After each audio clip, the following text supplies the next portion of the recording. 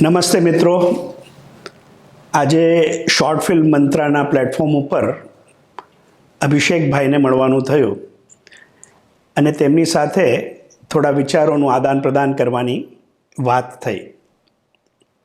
મારું નામ કમલેશ યાજ્ઞિક.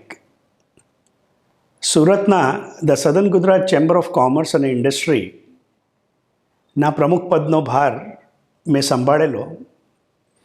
ત્યારબાદ આપણા દક્ષિણ ગુજરાતની અને સુરતની ખ્યાતનામ એજ્યુકેશન સોસાયટી, જે 112 વર્ષ જૂની સંસ્થા છે, એના અધ્યક્ષ તરીકે પણ મેં કારભાર સંભાળેલો.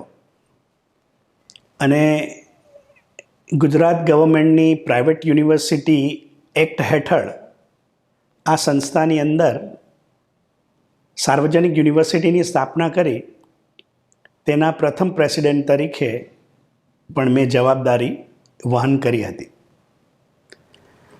આજે અભિષેકભાઈ સાથે વાત થઈ તો કીધું કે આપણે કયા કયા મુદ્દા ઉપર વાત કરીએ. આજે આપણા સમાજની અંદર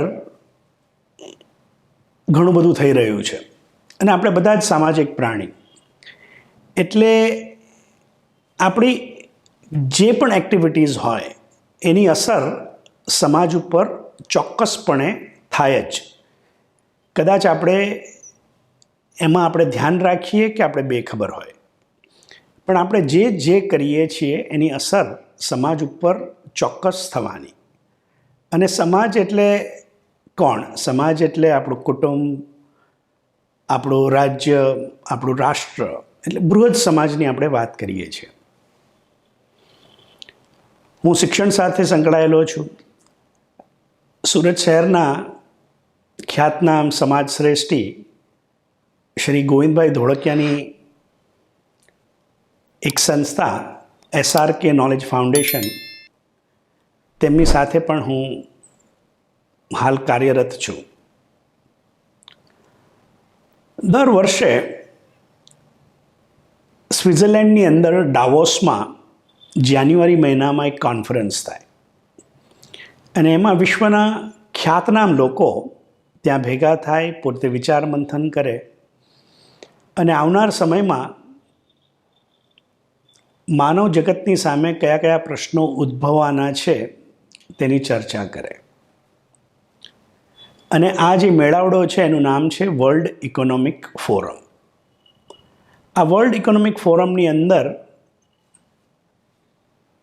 આ વર્ષે જે ચર્ચા થઈ એમાં મુખ્ય પ્રશ્નો માનવજાતની સમક્ષ ઉદ્ભવી શકે એમાં એમણે કીધું કે સૌથી મોટો પ્રશ્ન જે છે મિસઇન્ફોર્મેશન અથવા ડિસઇન્ફોર્મેશન. બીજો પ્રશ્ન છે ક્લાઇમેટ ચેન્જ. ત્રીજો છે કે ટેરરિઝમ. ચોથો છે પોવર્ટી. એમ કરી અને અલગ અલગ પ્રશ્નોની એ લોકોએ યાદી બનાવી છે.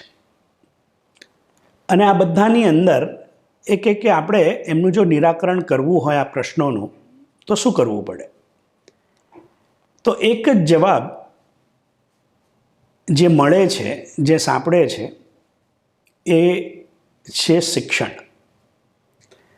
શિક્ષણની વ્યાખ્યા આમ કરવી સરળ છે અને કદાચ કઠિન પણ છે.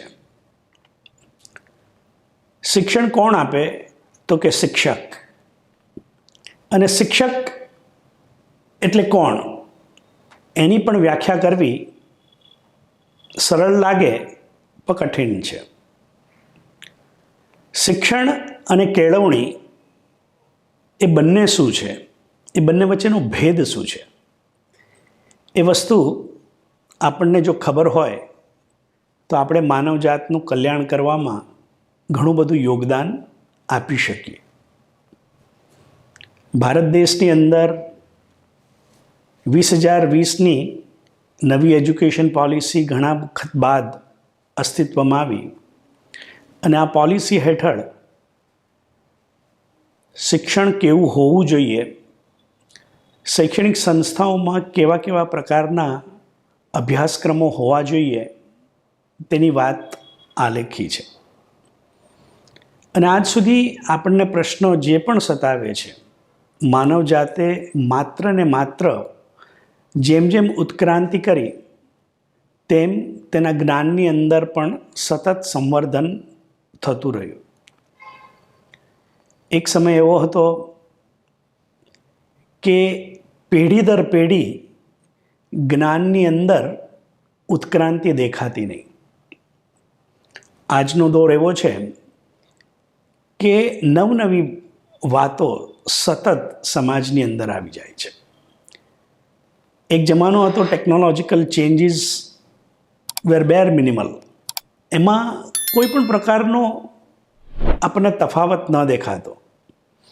માણસ જન્મે કે પછી 50, 60, 70 વર્ષે પહેલાં મૃત્યુ પામતો, ત્યાં સુધી એને આખા જીવનકાળ દરમિયાન એ એક જ ટેકનોલોજી એને દેખાતી.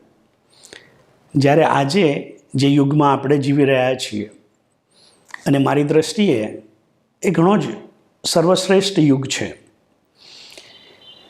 એની અંદર technological changes are so rapid, so rampant, so fast. અને ટેકનોલોજીના માધ્યમથી આપણે આપણા બાળકોને શિક્ષિત કરવાના છે, કેળવણી આપવાના છે. અને આ કેળવણીના આધારે જે પ્રશ્નોનો આપણે ઉલ્લેખ કર્યો, આ બધા જ પ્રશ્નોનો આપણે ઉત્તર મેળવવાનો છે. સંવેદના આપણા બધાની બધીર થતી ચાલી, અને આ બધીરતાની વચ્ચે આપણે આપણા બાળકોને કેવી રીતે સાચવવાના છે, કેવી રીતે તેમનું જતન કરવાનું છે, એ બહુ અગત્યની વાત છે. સમાજની અંદર શિક્ષણ વ્યવસ્થા એવી હોવી જોઈએ. ઘણી બધી શાળાઓ, ઘણી બધી સંસ્થાઓ અવનવા પ્રયોગો કરે છે, પોતાની રીતે બાળકોને ખીલવવાની કોશિશ કરે છે, અને બાળકોનો સર્વાંગી વિકાસ થાય, તેમનો માનસિક, શારીરિક, બૌદ્ધિક જે વિકાસ ઘણી બધી સંસ્થાઓ છે કે જે કરી રહી છે. ઘણી બધી વ્યક્તિઓ છે જેણે પોતાનું સમગ્ર જીવન આ કરવામાં રેડી દીધું છે. જાત જાતના પ્રયોગો કરી, શહેરી જીવન વચ્ચે રહીને પણ શિક્ષણના નવા નવા પ્રયોગો કરે છે.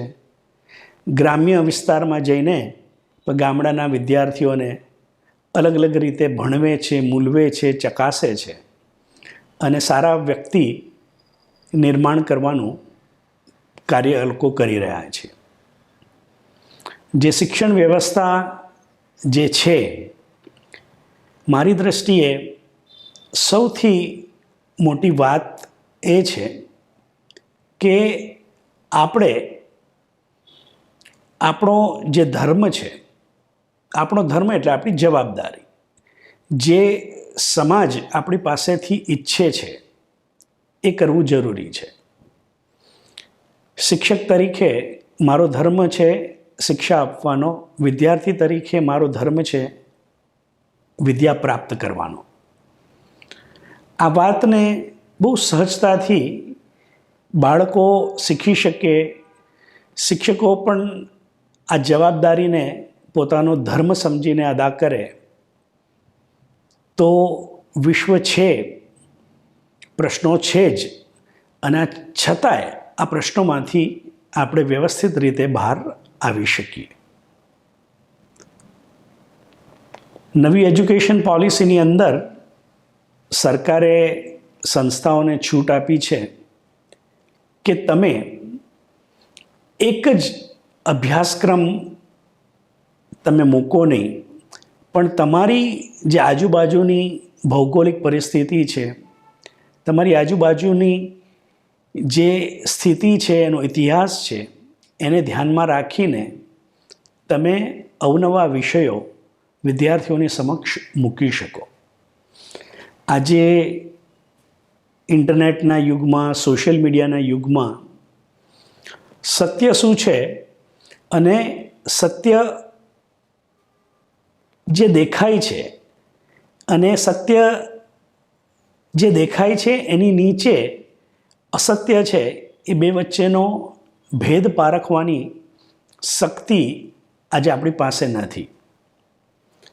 જે રીતના ટેકનોલોજી વિકસિત થઈ એની અંદર આ પ્રશ્ન બહુ જ ગહન રીતે સંકળાયેલો છે અને એને આધારે જરૂરી ફેરફારો આપણા સમાજ જીવનની અંદર થશે. એટલે આજની શિક્ષણ વ્યવસ્થા, શિક્ષકોની જવાબદારી એટલી જ કે વિદ્યાર્થીઓમાં વિવેક આવે અને ભેદ શું છે સત્ય અને અસત્ય વચ્ચે, એ ભેદરેખા જો શીખડાવવામાં આવે. આ કપરું કામ છે, એના માટે કોઈ સીધો રસ્તો નથી, પણ મૂલ્યનિષ્ઠ સમાજ, મૂલ્યનિષ્ઠ શિક્ષક, મૂલ્યનિષ્ઠ વિદ્યાર્થીને આપણે નિર્માણ કરવાનો હોય તો આપણે કંઈક આવા જ પ્રકારની વ્યવસ્થા ઊભી કરવી પડે એવું મને લાગે છે. આપ સર્વ સમક્ષ આવીને મને ખૂબ જ આનંદ થયો અને અભિષેકભાઈ, આપનો ખૂબ ખૂબ આભાર કે તમે આપના સર્વ શ્રોતાજનોની સાથે વાર્તાલાપ કરવાનો મને મોકો આપ્યો. બેસ્ટ વિશિસ ટુ યુ અને આપ સર્વને પણ મારા તરફથી ખૂબ ખૂબ શુભેચ્છાઓ. Thank you.